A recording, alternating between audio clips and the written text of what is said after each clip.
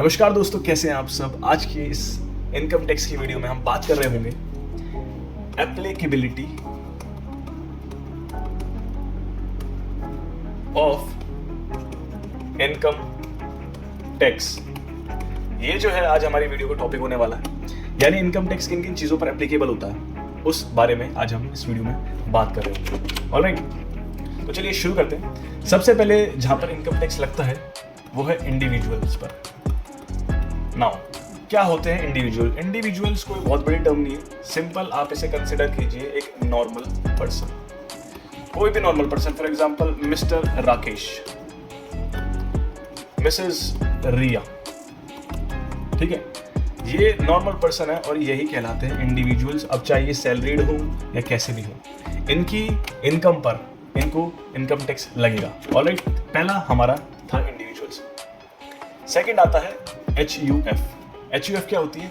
HUF आपने अगर पढ़ी हो तो इसे कहते हैं हम हिंदू अनडिवाइडेड फैमिली, ठीक है। क्या होता है ये? बेसिकली हिंदूज के लिए लॉज है। पहले के टाइम पे जो बिजनेसेस स्टार्ट हुए थे वो आगे अपने जो जनरेशन है उसको बिजनेस ट्रांसफर करते रहते हैं, तो जो ओनर्स हैं वो चेंज होते रहते हैं। तो क्या करते हैं, जो बिजनेसेस पहले से चलते आ रहे हैं हिंदूज के बिजनेसेस हैं वो एक HUF फॉर्म कर लेते हैं। तो HUF जो होती है उन पे भी इनकम टैक्स लगेगा। ये इनकम टैक्स लॉ कह रहा है कि HUF पर भी इनकम टैक्स लगेगा। तो सेकंड जिस पर इनकम टैक्स एप्लीकेबल है वो है HUF। तीसरे के बारे में हम बात करते हैं। तीसरा जिस पे लगेगा वो है फर्म्स। फर्म्स दो तरीके की होती हैं, एक तो होती है प्रोप्राइटरशिप फर्म और एक होती है पार्टनरशिप फर्म, ठीक है। अच्छा, प्रोप्राइटरशिप फर्म क्या होती है? जिसका सिंगल ओनर होता है वो होती है प्रोप्राइटरशिप फर्म। और पार्टनर का मतलब आप सीधे समझते हैं, दो या फिर दो से ज्यादा जब ओनर्स होते हैं, 2 और मोर देन 2 ओनर्स, तो वो होती है पार्टनरशिप फर्म। तो इन फर्म्स पर भी इनकम टैक्स एप्लीकेबल होता है। नेक्स्ट के बारे में बात करते हैं। चौथा जिस पे इनकम टैक्स लगता है वो होती है कंपनीज, ठीक है। कंपनीज के अंदर भी दो चीजें होती हैं, एक होती है प्राइवेट लिमिटेड कंपनी और एक होती है पब्लिक कंपनी। तो कंपनी चाहे कैसी भी हो, इसमें भी आपको इनकम टैक्स पे करना पड़ेगा। फिर पांचवी चीज आती है BOI एंड AOP, ठीक है। BOI और AOP। BOI की फुल फॉर्म क्या है? BOI का मतलब होता है बॉडी ऑफ इंडिविजुअल्स, यानी इंडिविजुअल्स की बॉडी। और AOP का मतलब होता है एसोसिएशन ऑफ पर्सन्स। अब काफी लोग इसमें कंफ्यूज होते हैं, तो मैं इसको बड़े अच्छे तरीके से आपको समझाता हूं। ऑलराइट, तो सबसे पहले हम बात करते हैं AOI के बारे में। तो सबसे पहले हम बात करते हैं AOP के बारे में, यानी एसोसिएशन ऑफ पर्सन्स, ठीक है। अब दोनों टर्म्स को देखा जाए, एसोसिएशन का मतलब क्या होता है? लोगों का ग्रुप, ठीक है। ये बहुत सारे लोग बना लेता हूं, ठीक है। लोगों का ग्रुप जिनका सेम ऑब्जेक्टिव है, यानी सेम गोल है, ठीक है। कोई भी टीम बैठती है कि भाई हमें,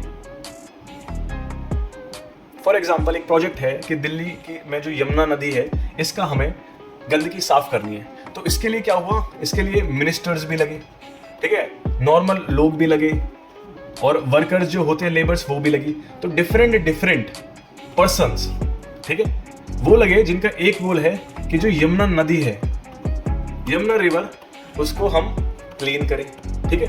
तो एसोसिएशन का मतलब होता है बहुत सारे लोग जिनका सेम ऑब्जेक्टिव है। अब लोग कैसे होना चाहिए? पर्सन्स का एसोसिएशन होता है। पर्सन्स का एसोसिएशन यानी इनकम टैक्स के अकॉर्डिंग टोटल 7 तरीके के पर्सन होते हैं, ठीक है, जो कि मैं आपको समझा रहा हूँ। जो मैंने आपको समझाया, इंडिविजुअल हो गया, फर्म्स हो गई, कंपनीज हो गई, इस 7 तरीके के पर्सन होते हैं। तो जब अलग अलग तरीके के पर्सन सेम भी हो सकते हैं, जैसे 2 इंडिविजुअल्स मिलके बना रहे हैं, या फिर इंडिविजुअल है, एक कंपनी है और एक फर्म है, ये 3 मिलके इनका एक सेम ऑब्जेक्टिव है, तो ये AOP फॉर्म करते हैं, ठीक है। आई होप आपको AOP क्लियर हो गया हो। अब बात करते हैं भाई BOI के बारे में, यानी बॉडी ऑफ इंडिविजुअल्स, ठीक है। बॉडी ऑफ इंडिविजुअल्स में आप समझते हैं बॉडी और इंडिविजुअल्स है। बॉडी को आप सेम समझ सकते हैं, जिनका सेम ऑब्जेक्टिव है, लोगों का ग्रुप है जिनका सेम ऑब्जेक्टिव है। लेकिन इसमें पर्सन्स नहीं, इसमें इंडिविजुअल्स है। पर्सन्स और इंडिविजुअल्स दोनों अलग अलग चीज है इनकम टैक्स लॉ के अकॉर्डिंग। इंडिविजुअल एक नॉर्मल पर्सन होता है जो कि आपने अभी सीखा, वहीं पर्सन्स 7 तरीके के होते हैं। ये पर्सन मैं नॉर्मल मतलब नेचुरल पर्सन की बात कर रहा हूँ, ठीक है। और यहाँ पे जो इनकम टैक्स जिन पर्सन की बात करिए ये आर्टिफिशियल पर्सन्स हैं, यानी जो 7 तरीके के पर्सन के जिनकी बात करिए, समझ गए। आई होप आपको BOI और AOP का डिफरेंस क्लियर हो गया हो। ऑलराइट, नेक्स्ट अब हम बात करते हैं जो अगली चीज़ है वो आती है, ये था अपना first, second, third, fourth, fifth, ये 6th वाला अपना। 6th क्या होते हैं? 6th होती है लोकल अथॉरिटी जिन पे इनकम टैक्स लगता है।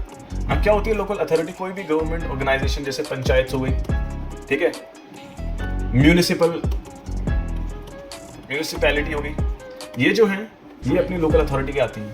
तो सातवां पर्सन जो इनकम टैक्स के अकॉर्डिंग है वो होता है AJP, जिसकी फुल फॉर्म होती है आर्टिफिशियल जुडिशियल पर्सन, ठीक है।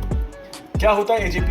इनकम टैक्स कहती है जो आपको 1 से लेकर 6 तक मैंने आपको समझाया ना, इनमें जो भी नहीं आता वो AJP के अंदर आ जाएगा। अगर कोई है, जैसे मान लीजिए मंदिर है, ठीक है, एक टेम्पल है जो ट्रस्ट चलाता है जिसे, तो अब आप उसे अगर इंडिविजुअल मांगेंगे तो वो इंडिविजुअल भी नहीं है। अगर आप उसे फर्म या फिर कंपनी मानते हैं तो वो भी नहीं है। आप उसे HUF भी नहीं कह सकते, आप उसे ना तो BOI कह सकते, ना फिर AOP कह सकते, और ना ही आप उसे लोकल अथॉरिटी कह सकते, समझ रहे। तो जो भी ये जो 6 बताए मैंने, इनके अंडर जो नहीं आता वो AJP यानी आर्टिफिशियल जुडिशियल पर्सन के अंडर आ जाएगा। तो ये 7 है, एक बार मैं आपको रिवाइज करा देता हूँ। इनकम टैक्स इन 7 पर एप्लीकेबल होता है। सबसे पहला था अपना इंडिविजुअल जो कि एक नॉर्मल पर्सन होता है, ठीक है। सेकंड आता है अपना HUF, हिंदू यूनाइटेड फैमिली, ठीक है, जो हिंदूज बिजनेस अपना कैरी ऑन करते जाते हैं वो HUF फॉर्म करते हैं। तीसरा है AOP यानी association of person, and BOI यानी बॉडी ऑफ इंडिविजुअल्स। चौथा आ जाता है अपना फॉर्म। 5वां अपना आ जाता है एक कंपनी, ठीक है। 6ठी अपनी आ जाती है लोकल अथॉरिटी, और 7वां अपना आ जाता है AJP यानी आर्टिफिशियल जुडिशियल पर्सन। तो ये टोटल जो है 7 के साथ इनकम टैक्स इन 7 पर अप्लाई होता है। अगर आपको इस वीडियो में किसी भी चीज़ पर डाउट है तो आप मेरे को कमेंट में लिख दीजिए, मैं कोशिश करूंगा आपके जो डाउट है उसको क्लियर करने का। बाकी मैं बाकी व्यूअर्स से भी रिक्वेस्ट करूंगा कि जो भी डाउट पूछ रहे हैं अगर आपको उसका आंसर पता है तो ज़रूर उन्हें आंसर्स दें। बाकी इस वीडियो में इतना ही, बाकी आपसे मिलते हैं अगली वीडियो में। थैंक यू सो मच, अपना ध्यान रखिए, धन्यवाद।